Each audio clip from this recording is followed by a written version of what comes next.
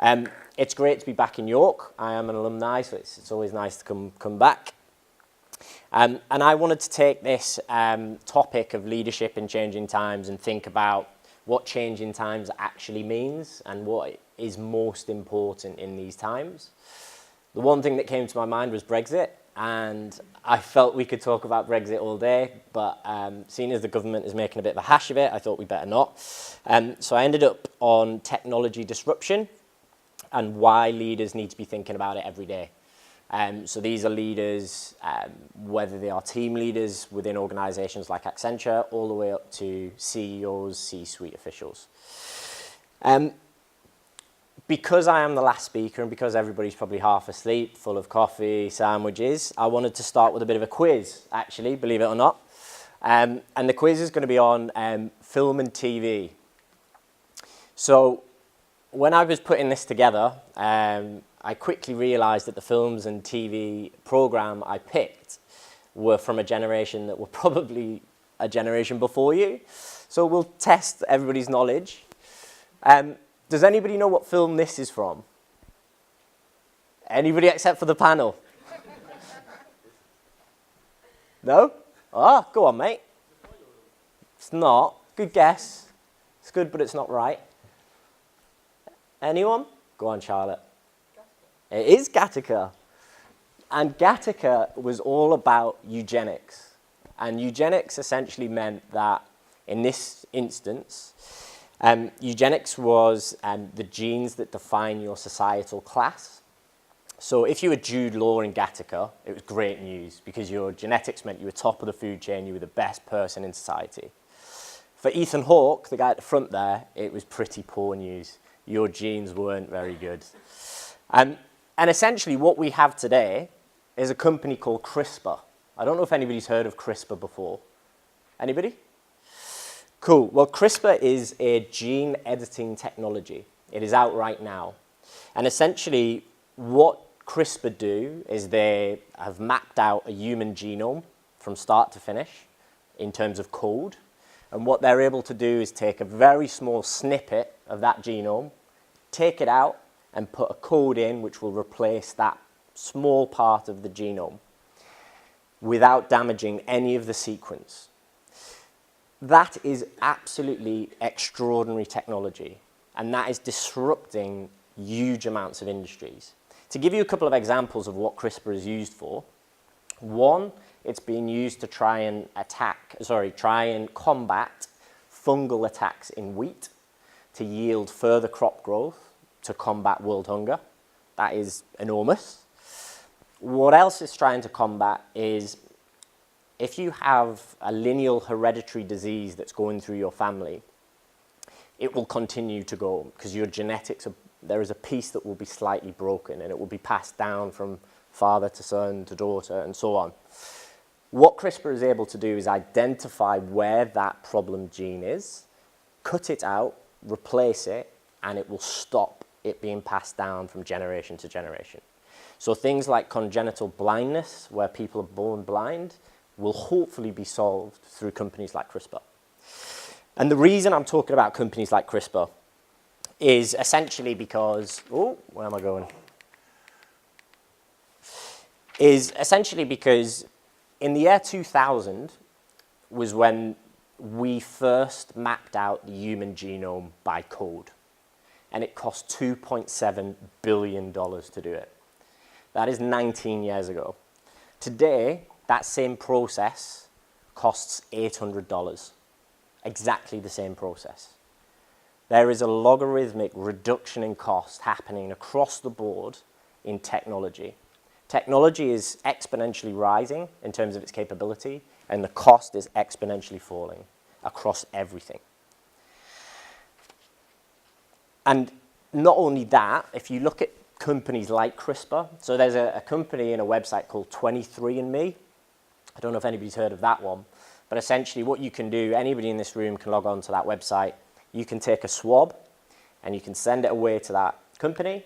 They will do a full DNA analysis for you, and they will be able to tell you where you've come from, your line of hereditary movement across the planet, and it will be able to also tell you what risk factors you have around cancers and health problems you're going to have in future. It's absolutely amazing, and that costs 150 quid, and you get, I think it's 125 reports on all sorts of different things.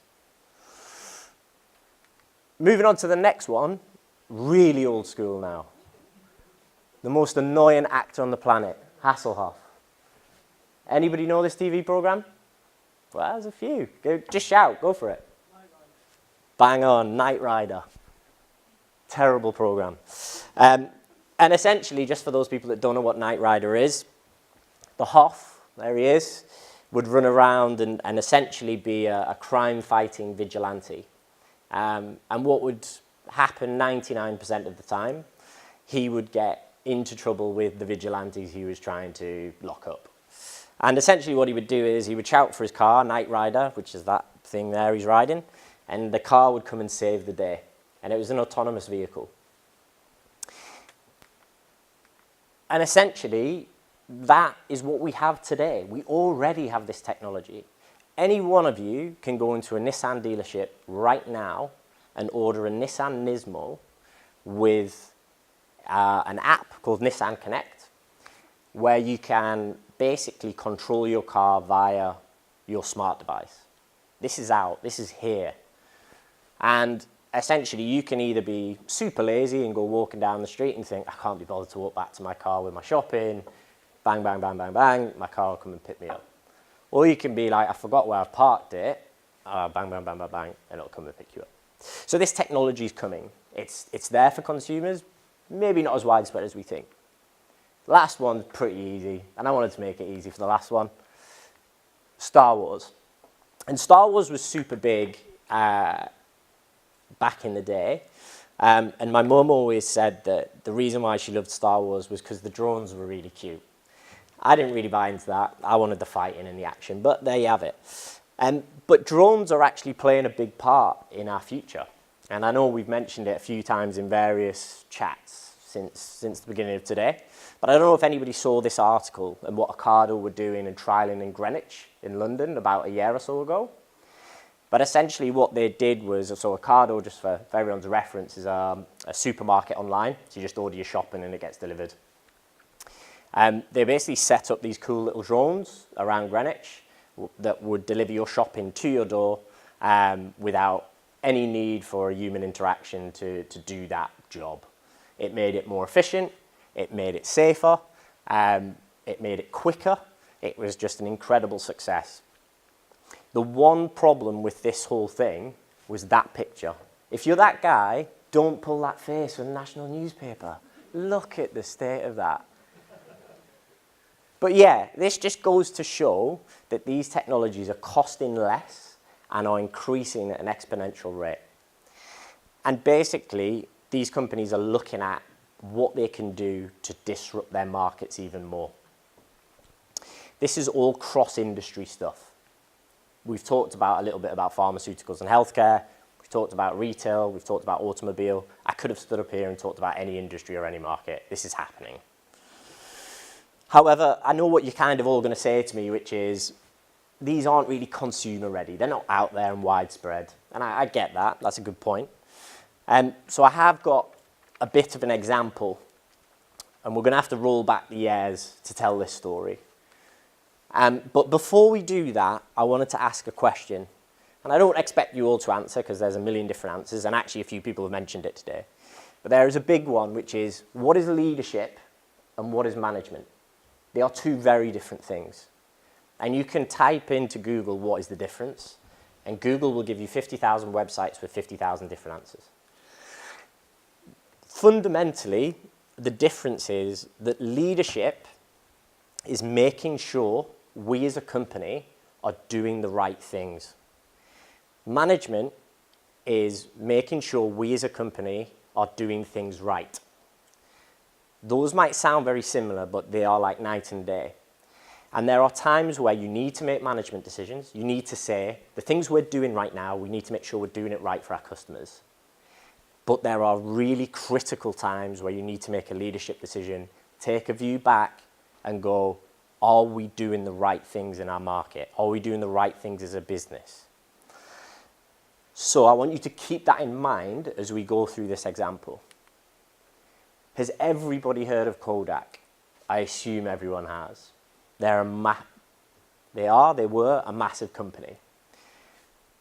If you're in a management degree here, you probably might cover this because they're a really good example of the challenge between leadership and management. Just to give a bit of background to those people that might not know who Kodak are, they were the biggest camera and film company in the world for over 100 years. They were absolutely dominant. Nobody came close. They were formed in 1888, believe it or not, and they owned 80 to 90% of the market across camera hardware and film for 100 years or more. And around 1975, this fella, what a handsome chap he is as well, with a good haircut, had a eureka moment. And his name is Steven Sasson. And he's 25 in this picture, and he's a technology engineer that worked for Kodak. He was the first person ever to produce a digital camera, and he worked for Kodak. So what he did was, he went to his boss and said, listen mate, I've got something that's going to revolutionize our industry, we need to look at it as a business. His boss was like, this is great, we need to do it. We need to get in front of the global board, right? So this 25-year-old fella got in front of the Kodak global board and pitched a digital camera in 1975. The reaction of the global board was, it's a load of rubbish, and essentially to get out of the boardroom. They did that for two reasons. One was, it's going to cost too much for us to look at. The thing was enormous, too much cost. We don't need that. We're making a load of money for our shareholders, we're making a load of money as execs, forget it. The second reason was, we are currently absolutely dominant in our market. And if we offer something different to film, what you put in a camera, people aren't going to buy film anymore. So why would we damage our own dominance? And to a degree that kind of made sense, but that was such a bad management decision. They didn't look at it as a leadership decision. So what happened to Kodak? Actually, not a lot. For 20 years, not a lot. They still reigned supreme. They still held their market dominance. Absolutely nothing happened to them. 20 years later, they still had net earnings of $1.3 billion. In 95-96, that made them one of the biggest manufacturing companies in terms of net earnings in the world. They had 80% market share for camera sales, 90% market share for film sales, and they were the only real dominant monopoly left in any industry, in any market. Nobody had that market share in anything. Fast forward, 18 months later, their net earnings dropped to $5 million. They were nearly entirely wiped out. Camera film sales fell 90% in 12 to 24 months. And they barely had a market presence in 97, 98. Oh dear. And you ask yourself why? Well, it's very easy to point the finger back 20 years and say, should have listened to Steven Sasson about the digital camera. But there was actually a lot more in play. There were 5 companies, minnows in comparison to Kodak, who today we think of as absolute mega players. And that's them. And what happened was, these 5 companies heard about a digital camera in the 80s, between 5 and 10 years after Kodak. And together, they grouped up and went, let's team up here. We are way behind in market share. We can drop a nuclear bomb on Kodak and we can split the winnings. And that's what they did. They developed it. and they launched it almost simultaneously together. All of them went to market with similar propositions. They knew they weren't going to be able to take the 80% that Kodak had, but they knew they would be able to take a chunk of it each. And in 1997, so if I just roll back, in 1997, when that happened to Kodak, their CEO, who was not the CEO in 1975, said, we're going to go on a decade-long journey to digital cameras in 1997. 22 years after they could have started that journey. And in 2007, which was 10 years after he went on that journey, they went down to a market share of what? Anybody want to just shout a number out? Go on, have a go. 13? Anybody else? 7%. From 90% to 7%. And they fell below, they were the sixth biggest, and those 5 had all jumped ahead of them. And in 2012, the story ended for Kodak. They went bankrupt. And that was it. It was over. They are now back, Kodak, but they are doing stuff very differently today. And it all boils back down to the question of, oh, I don't want to be that, boils down to the question of why the CEO and the board didn't make a leadership decision when they should have. And if you're going to take stuff away from today, just make sure that you embrace what technology can offer. It is going to change all of our lives, whether we like it or not. It's going to change all of your careers in the future. What I've been through in the first 10 years of my career is you will go through exponentially quicker in terms of technology. And it's an exciting time. We should never be afraid of that. And the key message to our leaders globally, in whatever position you're in, is embrace it, or it will catch up to you.